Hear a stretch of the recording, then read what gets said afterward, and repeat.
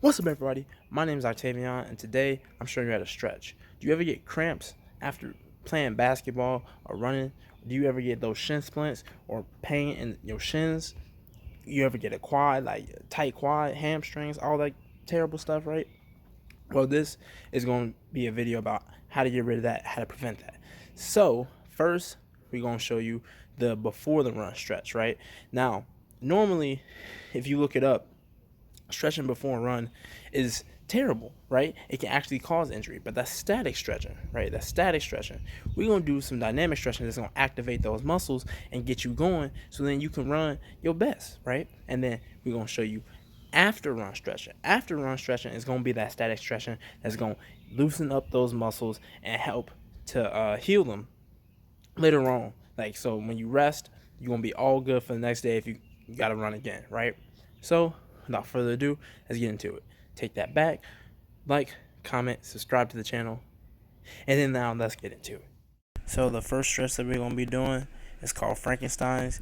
You're going to reach across your body with the opposite arm and as you kick your legs up. So this is, you do the first 10 meters and then you do 10 meters back. As you can see, this gets your hamstrings as well as works your glutes as well. Just activating them real quick, getting them loose. Next is the quads piriformis stretch. So this activates your IT band. It also activates your quads, and it gives you a nice little burn right before running. As you can see, I'm just pulling my ankle upwards as my leg is forward, and I'm really getting that glute and that quad area as well. So also if your piriformis is tight, yeah, this is a great way to activate it before a run and help prevent injury. So after finishing that, next we have a little hamstring sweep. So this, as you can see, you extend your leg out in front of you, one leg at a time, and you bend your back leg down and you rotate that extended foot. You rotate with the heel up, pointed up. You rotate that foot out and in. This gets the entire hamstring, and that's why it's called a sweep, because you're rotating your toes pointed to the sky in a sweeping motion.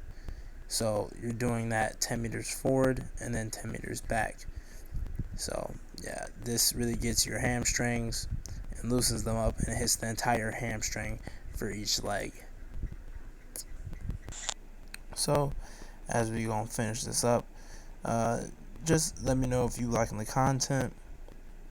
If you make a comment down below, let me know what you want to see as far as information, whether it be related to fitness, related to finance, related to more chai tea recipes, any kind of thing that you want.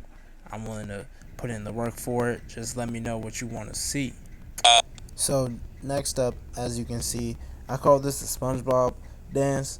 If you Google SpongeBob dancing, it's like a video of him doing something pretty similar. It's like the fourth video down.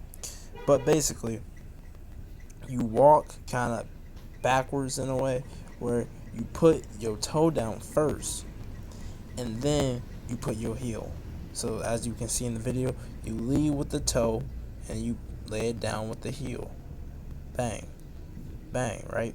So this activates your calves, so when you run, you ain't getting no calf cramps or nothing like that. Also, eating bananas is a great way.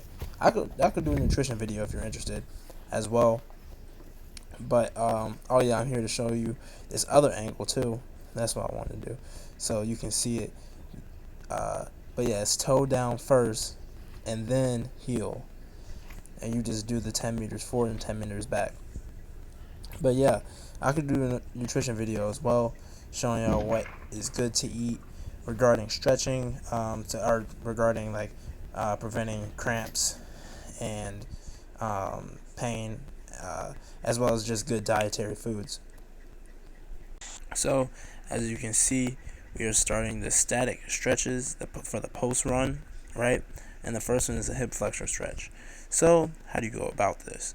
As you can see, you step your one leg out in front of you, and you straighten up your back, push your buttocks forward, and you push that hip forward, right? And you bend that knee until you feel a stretch in that hip area, all up in the hip flexor. It'll feel like a tightness usually if you just finished running, and this stretch will hopefully loosen it up. You do it for about 15 seconds on each side, just to loosen it up and aid in the recovery process for you, right? So yeah, this is a great stretch that I normally do after running, because I usually have really tight hips. They usually like pop all the time, so this is definitely a beneficial one for me because I got old man bones. So next up, after that, we're doing a simple quad stretch. As you can see right in front of you, all you do is you about to fall. You just grab your ankle and hold it behind you and really stretch out that quadricep. You do it for about 15 seconds on each leg, and yeah, just stretch it out. Helps prevent injury and loosens up that muscle right there. So if you don't have balance, use a wall or a stand to like grip and hold yourself up, because I can barely stand up on one leg, so I know definitely having a grip to be able to hang on to would be beneficial and help you out. The next exercise is going to be an IT band stretch. So this hits that IT band, obviously, and the IT band is on the sides of your thighs. You may have felt a tightness there, or felt pain when you like stretch out your leg and turn it inside or outside. That whole band right there definitely needs to be stretched out. I used to not stretch my after running, or actually after lifting in general. I didn't stretch, but this is something that I usually like need to stretch, because like after I use my foam roller, or when I use my foam roller and I try to get this part, it hurts terribly. Like it's some of the worst pain that you would feel. So save yourself that trouble and do this stretch. All you do is you cross one leg in front of the other, keep your back straight, and rotate and stick out your hip on the opposite side, as you can see, and that will activate the band that's on that specific side. You do that for 15 seconds on each side and you'll be all good. Now the next part is me showing you the difference between the hip flexor stretch and then the following stretch, which is the calf stretch. So as you can see, I'm doing the hip flexor stretch right now. When I'm doing this, my right hip is pointed forward. I'm turning my right hip towards like forward, so I'm leaning it more forward. Now when I'm pointing out that I'm doing a different stretch. So then when I'm doing the calf stretch, I'm straight. Like both my hips are parallel and they're facing directly straight. They're even, right? And I'm focusing on extending my back leg all the way out, and I'll feel a stretch going on in my calf muscle, right? So yeah, the difference between those two, even though they look similar, is the hip flexor stretch. You're going to be rotating your hip forward, while in the calf stretch, you're focused on keeping your hips parallel and stretching out that calf. Man, that calf is swole. Yeah, that's a good stretch. But as I was saying, that you basically have the calf stretch focus on keeping your hips parallel and extending that calf straight back. So, and you hold that stretch for 15 seconds on each leg, as always. Now we transition, and we have the second to last stretch. This is a lower back stretch, right? So you take your knee and you just pull it to your chest, as you can see I'm doing. That's pretty much it.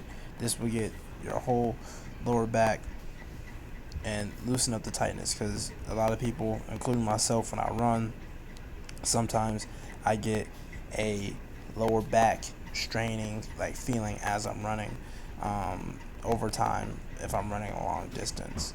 So this definitely helps on recovery, and you hold it on each leg for 15 seconds, and yeah, try to stretch it all the way out. Now we're segueing right into the glute stretch. So this, you take your, you basically are sitting like crisscross applesauce, but only with one leg, and you placing that first leg on top of your knee, resting on your knee, and kind of like pulling that leg forward with you. So you end up stretching your each glute, and you hold that for 15 seconds on each side. This is a great stretch, definitely after running, because you use your glutes heavily when you run. So this is essential in order to feel good for your next run, right? But yeah, that's the last stretch. Thank you all for watching. Let me know your opinions on the channel and anything I can do to do better. I really do appreciate those. And yeah, I'll catch y'all.